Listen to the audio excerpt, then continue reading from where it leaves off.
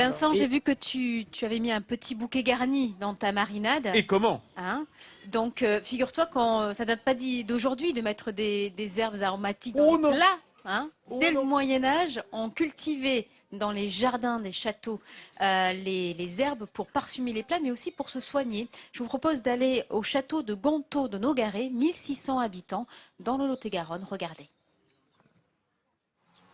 Pendant que les gentes dames de Gontaut de Nogaret flânent dans les jardins du château, le jardinier, tout à sa tâche, entretient et cueille les herbes médicinales. Cette plante est le Chenopodium bonhenricus et elle servait à soigner les plaies provoquées par les épées en temps de guerre. Et elle était appliquée sur la peau comme un cataplasme. Le jardin médicinal était le tout premier jardin médiéval composé d'une multitude de plantes aux jolies couleurs. Alors ces magnifiques fleurs bleues, ce sont de l'hysope.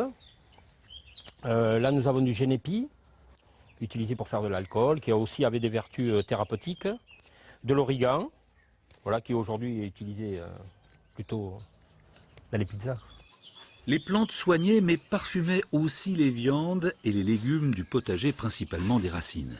Un jardin médiéval abritait un verger soigneusement agencé autour d'un point central. Les différentes zones du jardin étaient réparties autour d'un dessin de croix par rapport aux croisades, aux croisées.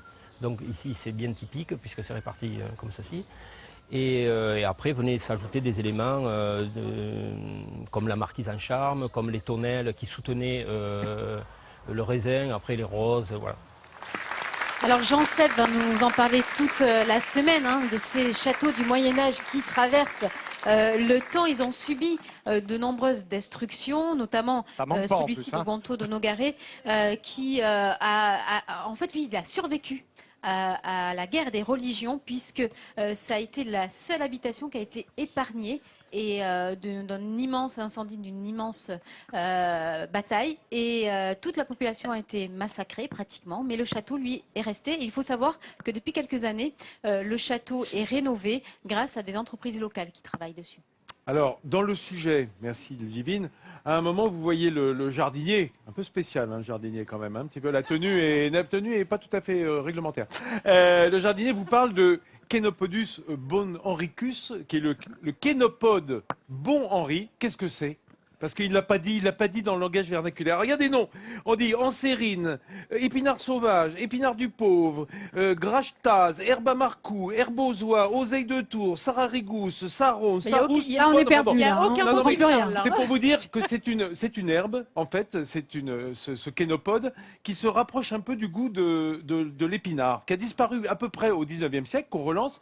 Et il faut savoir que c'était d'un des légumes préférés du roi Henri IV. À l'époque, ça se mangeait énormément. Est-ce que c'est aussi riche en fer que les épinards? Comment? C'est riche comme les épinards en fer? Oui, exactement. Sauf que les épinards les ne sont épinards pas ont jamais été aussi riches que les lentilles. Mieux manger des lentilles. Voilà. Mieux manger des lentilles. Prenons de la hauteur, puisque le Chénopode bon Henri était également l'herbe préférée de Marc Vera. Donc nous allons monter en altitude avec ce drone, puisque ici, une des célébrités au niveau architectural, c'est bien évidemment ce château qui a été construit sur les bases d'un ancien château fort gascon, château qui a été reconstruit au XVe siècle par Alain d'Albret le Grand, le trisaïeul d'Henri III de Navarre. C'est devenu ce château une résidence royale. Le château accueille effectivement, à partir du XVIe siècle, plusieurs cours prestigieuses. Celle de Marguerite d'Angoulême, celle de Jeanne d'Albret, celle d'Henri